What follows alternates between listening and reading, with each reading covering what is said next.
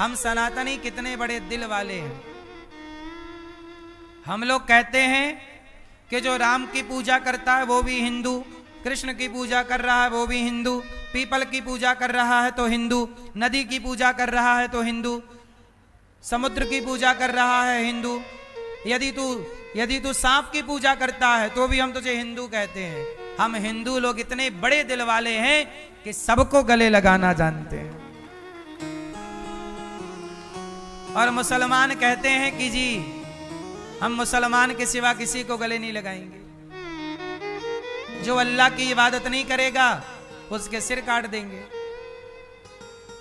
अरे भाई, तुम्हारे यहां केवल अल्लाह की इबादत है, हमारे यहां तो कण कण में हमारा परमात्मा नजर आता है,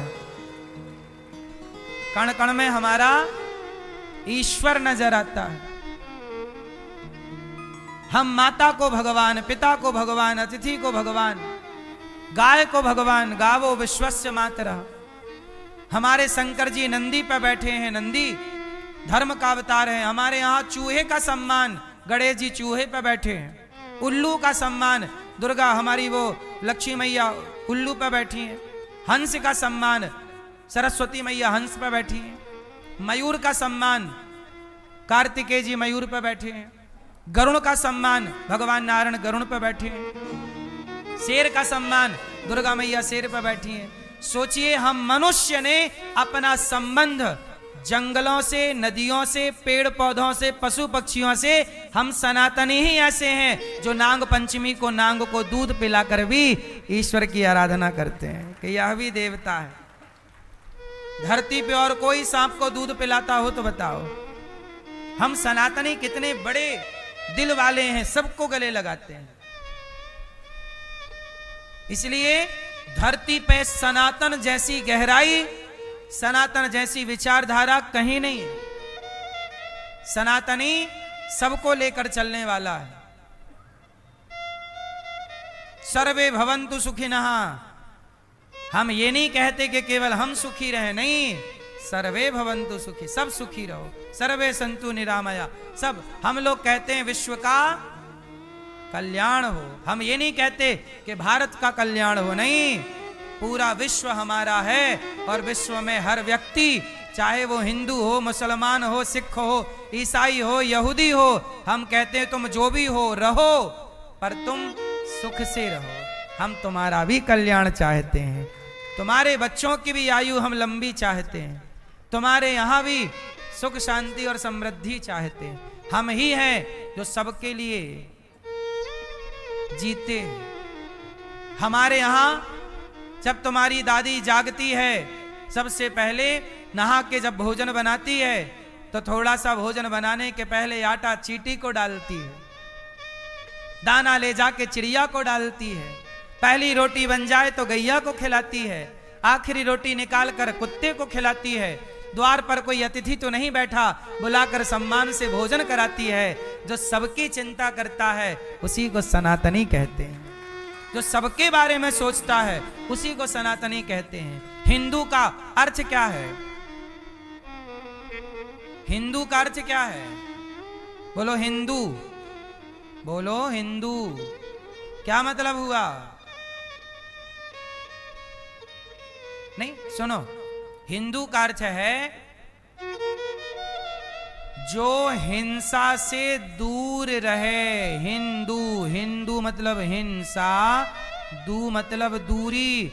जो हिंसा से दूर रहे वो नाम हिंदू है। हम हिंसा से दूर हैं, इसलिए हम क्या कहते हैं? अहिंसा ही परमो धर्म। परहित सरिस धर्म नहीं भाई, परोपकाराय सताम विभूतया। इसका मतलब ये नहीं है हिंसा नहीं करनी चाहिए मेरी मां, पर तलवार जरूर रखना चाहिए। हिंसा नहीं करना चाहिए, पर तलवार जरूर रखना चाहिए। अब आप कहो कि जब हिंसा नहीं करना चाहिए तो तलवार की क्या जरूरत है? एक बात बताओ, दुर्योधन को गीता सुनवा, भगवान कृष्ण ने गीता सुनवाई ना? बोलो हाँ, जोर से, जोर से। पहले सुनाओ गीता। मैया एक हाथ में रखो गीता। क्या रखो? एक हाथ में रखो गीता। और गीता सुनाए भैया, गीता सुनेगा? सुन, गीता सुनाओ। यदि सामने वाला गीता से माने तो गीता सुनवाओ, और गीता से नहीं माने तो दूसरे हाथ में तलवार होनी चाहिए। अब बता, तलवार से मानेगा? क्योंकि यदि तलवार नहीं होगी तो वो तुम्हारी गीता जला देगा, तुम्हें मार देगा। इसलिए हनुमान जी के हाथ में गदा है। हनुमान जी तो अच्छा, राम वनवास गए तो सोना चांदी लेकर नहीं गए, लेकिन धनुष बाण लेकर गए। उत्तर दे सकते हो आप क्यों? ए मैया, राम तो भगवान हैं, तो धनुष बाण लेके काहे गए? बोलो मेरी मां, क्या जरूरत थी धनुष बाण लेके जाने की? उत्तर दो।